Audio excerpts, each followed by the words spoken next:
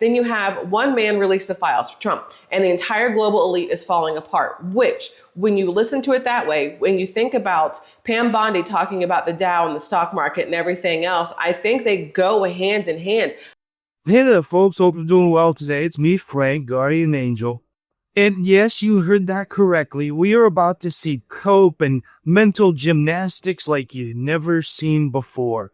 Today, we're looking at MAGA, try to make sense of what Pam Bondi said during her hearing, and completely ignore the cover-up happening right in front of them. But you gotta keep in mind, Squirrel Talk, who we're looking at today, and her husband, this is their income. They have been propping up Trump and grifting their audience for the entire time. And the crazy part is they were once liberals. Either way, it's very interesting to watch them navigate this path where they try to call out Pam Bondi, but then also try to justify it and make sense of it. The life of a MAGA grifter is not easy right now. Let's take a look.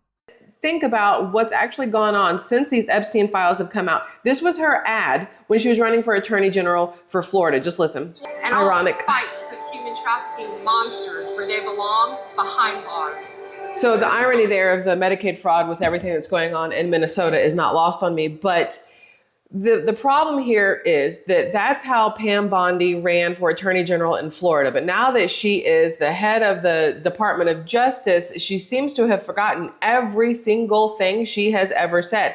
Now, you can be Republican, conservative, whatever, and love Pam Bondi. I fully understand it. You can be a Democrat and hate her. You can be a Democrat and love her and Republican and hate her. Everybody's going to have their own opinions on Pam Bondi. But here's what is very interesting to me.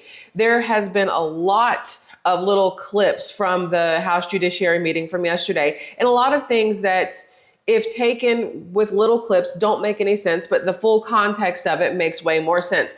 Okay, yes, I know it's very high-tech the way she's holding up her laptop, but at least she's not in the front seat of a truck doing some kind of truck talk video. And we did clip down the Pam Bondi ad, but we believe the case that Squirrel Talk is making here is that Pam Bondi ran on the idea that she was going to go after child predators. But she never, makes that case. She instead is very squirrely, more squirrely now than we've ever seen her before. And again, probably has to do with all this information coming out with the files, her beginning to realize that her and her husband have gone all in on someone who himself is a predator. He brags about grabbing pussy. He was found liable for civil assault.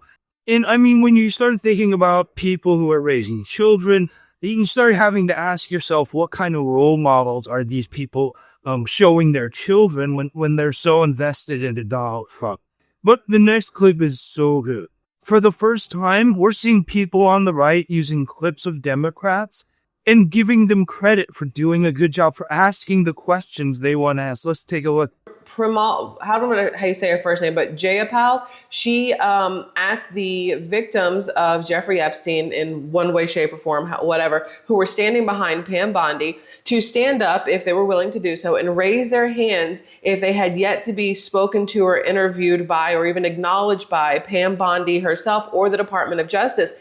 And there were 11 victims there, and all 11 stood up and raised their hands and looked at Pam Bondi like a lot of them were looking at her, and she never ever turned around. Then when she's being questioned, she starts talking about the Dow and the stock market and things like that. And a lot of people are thinking, what is happening here? She's not answering any of these questions. She's saying all kinds of random stuff. And so this was done very well. It wasn't just a conversation. It wasn't just a question. It had enormous visual impact, especially when Pam Bondi would not turn around. And this really conflicts with this idea or narrative that the right have been running so long with, is that they're here for the victims, right? And when Pam Bondi herself won't even acknowledge or even look at victims, how, as a supporter of victims, do you continue to support Pam Bondi or this administration? Well, let's keep watching and we'll find out how Squirrel Talk does. I want you to hear what she had to say after the whole, Pam Bondi ignoring the victims that were behind her. This is what she had to say. Did you make of her conduct in the hearing generally today and the way she behaved towards the survivors? It was so disgusting. I mean, I really thought I was giving her an opportunity to turn and apologize to them, and that she could have done that, and it would have been a powerful moment for her, for them, for all of us. But she didn't do that. She showed how small and cruel she is. Now, I am going to agree with her. I'm going to agree with her on the fact that Pam Bondi not turning around and acknowledging them, I personally did not love. Like, as a female, I did not love.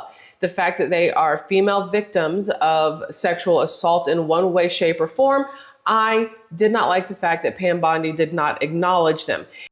Okay, great. So we do see that Squirrel Talk is standing up for the victims. She's staying true to these principled ideas. I'm sure in the next clip, she's not going to try to find a way to spin this and basically justify Pam Bondi treating victims this way after she just said herself that she doesn't like victims to be... Oh, I just rolled the tape. For those of you who haven't kind of paid attention all the way to what's been going on with the Epstein files, there's been a lot coming out. The over 3 million pages, first redacted, then unredacted, things like that. But this came out, he wrote this, I assume it's a he, Mr. Poole, wrote this on February 9th, all right after the Super Bowl. And because we were all so focused on Bad Bunny and that entire, catastrophe of a halftime show or the Turning Point USA halftime show, a lot of us weren't really paying attention to what was going on outside of that, right? So I'm going to kind of try to bring it back to where we've been with the Epstein files. So this is what he said. He said, "You went to sleep after the Super Bowl," which most of us did. "Here's what Trump did while America slept," all right? Because this is very important. He forced Ghislaine Maxwell before Congress. She refused every single question. Then her lawyer panicked and offered a deal: clemency for testimony. You guys may have already heard this, but let's go a little bit farther. A woman serving 20 years for sex trafficking is so terrified of what Trump is uncovering that she's begging for a way out. And he said no. His Department of Justice released 6 million pages of Epstein files. The results: Prince William and Kate broke their silence for the first time, deeply concerned, and now the royal family is in panic mode. Okay, so let's just pause here and talk about what she's doing, or what this tweet was trying to do. The tweet is really trying to set Donald Trump up to be this hero. It's ignoring the fact that he prevented the Epstein files from coming out, and he attacked his own followers for wanting it to come out, and called it all a Democrat hoax. Instead, what this tweet is doing is it's implying that he is the singular hero, that he alone made all this happen, and that we are seeing all these amazing outcomes because of it. Like Ghislaine Maxwell asking to be set free. Yeah, like what? And then the other example is Prince Andrew. I mean, you got to keep in mind that Prince Andrew's settlement happened in 2022. And while the details weren't public knowledge, there was a lot of speculation. So this idea that Donald Trump in the dark of the night while everyone's sleeping is going out and doing these amazing things, this is the biggest cope in the world. And only the stupidest people in the world would believe this shit. And this helps us put in perspective why she looks so anxiety-ridden, so squirrely. She's trying to make sense of all this, and this is how she's doing it, with very flawed ideas. Side note, not on topic, but a little bit. You now have, what's her face? Meghan Markle and whichever prince she's married to, I think it's Harry. For some reason, they are now coming to help Savannah Guthrie in the search for her mother. Explain to me how this is not in and of itself some scripted shit show, right? But anyway, back to where we were. Norway's ambassador resigned, right? Their crown princess apologized and an entire country is crumbling. Then the chairman of one of America's most powerful law firms, Paul Weiss, resigned overnight. Then you have Lord Mandelson is under criminal investigation in the UK. Larry Summers resigned from OpenAI, which in and of itself, hello. Then you have one man release the files for Trump, and the entire global elite is falling apart, which, when you listen to it that way, when you think about Pam Bondi talking about the Dow and the stock market and everything else, I think they go hand in hand. Well, there you go. She crash landed that plane very well. And so this is it. This is how MAGA sausage is made. You take a bunch of flawed ideas and claims, you make Donald Trump the hero, and then you use that to try to justify ignoring and not even acknowledging victims in a room.